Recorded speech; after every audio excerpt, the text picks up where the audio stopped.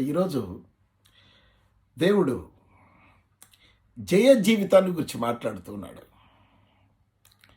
గమనించండి, ఆ ప్రకటనల గ్రంథం 2వ అధ్యాయం 7వ వచనంలో ఈ మాట చెప్తున్నాడు. లేక 17వ వచనం చదువుకుందాం. జయించువానికి మరుగైన మన్నాను భుజింపనిత్తును, మరియు అతనికి తెల్ల రాతినిత్తును, ఆ రాతి మీద చెక్కబడిన ఒక నామం ఉంటుంది అని అంటాడు. దేవునికి స్తోత్రం కలుగును కాక. అవునా? ఏమిస్తాడంట? జయించువానికి మరుగైన మన్నా. ఇప్పుడు లేదు మన్నా. ఇశ్రాయేలీలు ఐగుప్తు దేశాన్ని నుంచి ఇశ్రాయేల్ దేశానికి అనగా పాలు తేనెలు ప్రవహించే దేశానికి ప్రయాణమై వెళ్తున్నప్పుడు దేవుడు దేవదూతలు తినే ఆహారమైనటువంటి మన్నాను వారికి భుజింపనిచ్చాడు. కానీ ప్రియులారా గమనించండి, మనకి కూడా దేవుడు ఆ అవకాశాన్ని ఇవ్వబోతున్నాడు. నేటి క్రైస్తవ్యానికి నువ్వు నీ జీవితాన్ని నువ్వు జయిస్తూ వెళ్తూ ఉంటే అసలు ఏం జయించాలి? దేన్ని జయించాలి? సో మనకొచ్చే తప్పు ఆలోచనలు జయించాలి. అవునా? అపవిత్రపు చూపును జయించాలి, అపవిత్రపు ఆలోచన జయించాలి. అవునా? ఎందుకు అపవిత్రపు చూపును జయించాలి? నీ దేహమునకు దీపం కన్నే గనుక నీ కన్ను చెడిపోతే, నీ కన్ను చీకటి అయితే నీ శరీరం అంతా చీకటి అయిపోతుంది. అప్పుడు అంధకారంలో నువ్వు బాధపడాల్సి వస్తుందన్నమాట. అవునా? అంధకారమైన జీవితంలో దారి తెన్ను తెలియక, ఎటెళ్తున్నావో తెలియక, అన్ని ఫెయిల్యూర్స్, అన్ని జబ్బులు, అన్ని అప్పులు, అన్ని బాధలు, అంధకారంలో జీవించాల్సి వస్తుంది. అయితే ఏమన్నాడు తెలుసా? నీకు అంధకారం లేకుండా చేస్తాడు. జయించే నువ్వు ఒక అద్భుతమైన వ్యక్తిగా. యోసేపు జయించాడు. జయించిన దానికి దేవుడు అతన్ని ఏం చేశాడు తెలుసా? ఐగుప్తు దేశానికి ప్రధానమంత్రిగా చేశాడు. ఏ గృహంలో అయితే జయించబడ్డాడో ఆ గృహాన్ని పరిపాలించేటువంటి స్థాయికి వెళ్ళిపోయాడు. ఆ గృహమే కాదు, ఆ ఐగుప్తు దేశపు రాజ కుటుంబానికి అధిపతిగా ఉన్నాడు. అవునా? సో జయించే వాళ్ళంటే దేవునికి ఎంత ఇష్టం అంటే వాళ్ళని తీసుకెళ్ళి రాజులు చేసేస్తాడు, వాళ్ళని తీసుకెళ్ళి మంత్రులు చేసేస్తాడు, ప్రధానులు చేసేస్తాడు, వాళ్ళని తీసుకెళ్ళి హై పొజిషన్స్లో ఉంచుతాడు. ఓ యవ్వన కుమారుడా, కుమార్తె, ఈరోజు నువ్వు పాపాన్ని చేయిస్తే నువ్వు యోసేపు లాగా ఉన్నతమైన స్థితికి ఎదుగుతావు.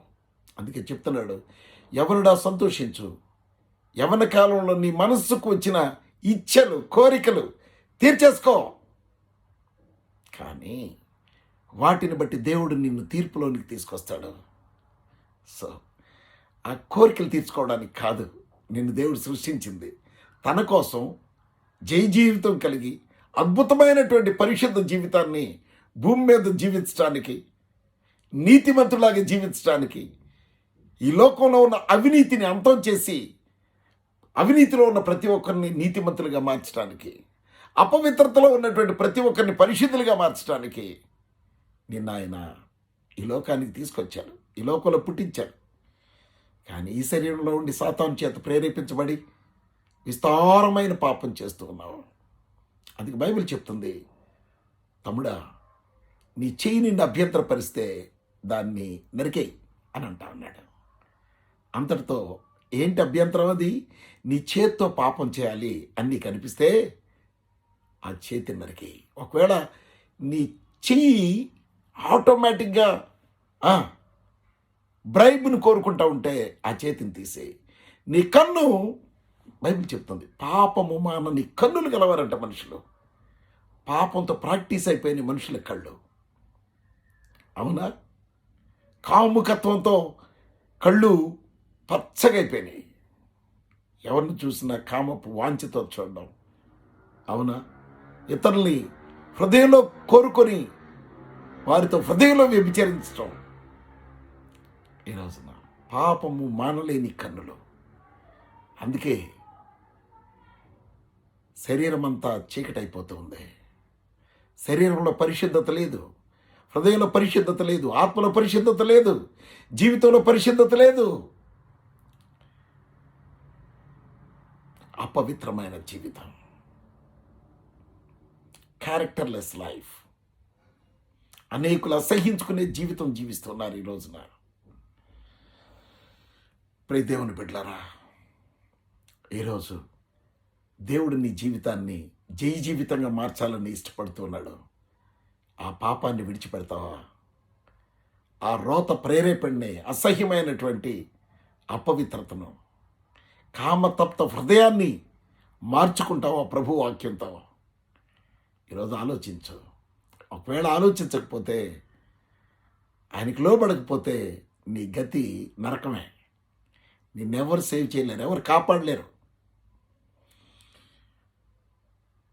జయించువానికి మరుగైన మన్నాను భుజింపనిత్తును, అది పరలోకంలో ఉంది నేడు దినాన. నీకు పరలోకంలో అది తినే అవకాశాన్ని దేవుడు కల్పిస్తాడు. ఇంకా అన్నాడు, 2వ అధ్యాయం 7వ వచనం చదువుకుందాం. చెవిగలవాడు ఆత్మ సంగములతో చెప్పుచున్న మాట వినుగాక. జయించువానికి దేవుని పరదైసులో ఉన్న జీవవృక్ష ఫలములను భుజింపనిత్తును అని అన్నాడు. హల్లెలూయా. సో ఏదెను తోటలో ఆదాము అవ్వలకి తినొద్దని చెప్పినటువంటి వృక్షఫలం ఒకటే. ఆ వృక్షఫలం మంచి చెడుల తెలివినిచ్చు వృక్షఫలం. కానీ దాని ప్రక్కనే ఉంది జీవవృక్షఫలం. కానీ అది ఇప్పుడు పరలోకానికి ఎత్తబడింది. జీవవృక్ష ఫలాలు. ఆ ఫలం తింటే చావే లేదు. ఇంకా అది అద్భుతంగా కాపు కాస్తూ ఉంటుంది. దానికి దేవుడు నియమించిన ప్రతి నెల అది కాస్తూనే ఉంటుంది. అవునా? ఆ ఫలం తిని తిరిగి జీవిస్తాడని చెప్పి దేవుడు ఆదాముని, తన భార్యను ఏదేను వనంలో నుంచి బయటికి వెళ్ళగొట్టేశాడు. అవునా? వాళ్ళు తప్పు చేసిన వెంటనే ఆ ఫలాన్ని ఆశ్రయించి ఉంటే ఆ మరణం కొట్టివేయబడేది. కానీ ఆలోపే దేవుడు వాళ్ళని ఆ వనంలో నుంచి బయటికి నెట్టేశాడు. జీవవృక్ష ఫలాన్ని తింటే ఈరోజు పాపంలో ఉన్న నిన్ను ఆ జీవవృక్షమైనటువంటి యేసయ్య శరీరాన్ని, రక్తాన్ని నువ్వు తిని త్రాగితే నువ్వు జీవాన్ని పొందుకుంటావు. నీకు ఇక మరణం లేదు. నువ్వు చనిపోయిన నరకానికి వెళ్ళావు. ఆ దేవాతి దేవునితో పరలోకంలో ఆయన సింహాసనం మీద ఆయన ప్రక్కనే కూర్చుంటావు. ఆ అవకాశాన్ని దేవుడు మనకిస్తున్నాడు. అదే అన్నాడు 2వ అధ్యాయం 11వ వచనం ప్రకటనల గ్రంథం. సంగములతో చెప్పుచున్న మాట చెవిగలవాడు వినుగాక. జయించువాడు 2వ మరణం వల్ల హాని చెందడు.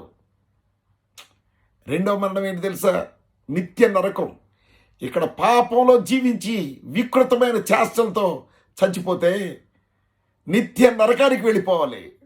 కానీ ఈ పాపాన్ని నువ్వు జయించి యేసుప్రభు నమ్ముకొని ఆయన రక్తంలో నీ పాపాలు కడుక్కొని నీ పాపపు వస్త్రాలు ఉదుక్కొని నువ్వు పరిశుద్ధపరచబడి నీతిమంతునిగా ఈ లోకంలో ఉన్న పాపాన్ని జయిస్తూ జయిస్తూ జయిస్తూ వెళుతూ ఉంటే ఆయన ఏం చేస్తాడంట? 2వ మరణమైనటువంటి నరకాన్ని నువ్వు తప్పించుకునేటువంటి మార్గాన్ని ఆయన సిద్ధపరిచాడంట. నిన్ను నరకాన్ని నుంచి తప్పించి పరలోక రాజ్యానికి తీసుకువెళ్తాడు. ఇంకా ఏమన్నాడు తెలుసు? 3వ అధ్యాయం 5వ వచనంలో జయించువారు జీవగ్రంథములో నుండి అని అంటాడు. జయించే వాళ్ళని ఏం చేస్తాడంట? జీవగ్రంథంలో వాళ్ళ పేర్లు రాయబడి ఉంచుతాడంట. ఆ గ్రంథంలో నుంచి వారి పేరు ఎంత మాత్రము తుడిచిపెట్టాడట. నా తండ్రి ఎదుటను, ఆయన దూతల ఎదుటను అతని పేరును ఒప్పుకొందును. తండ్రి అయిన దేవుని ఎదుట జయించే నిన్ను ఒప్పుకుంటాడంట. పరలోకంలో ఉన్న దూతల ఎదుట జయించే నిన్ను, నీ పేరును ఒప్పుకుంటాడంట. కాబట్టి ఈరోజు జయిస్తావా? ఒక అద్భుతమైనటువంటి స్థానానికి దేవుడు నిన్ను హెచ్చించబోతున్నాడు. దేవుడు నిన్ను బహుగా ఆశీర్వదించి జయించుటకు కృప చూపుగాక. ఆమేన్. God bless you.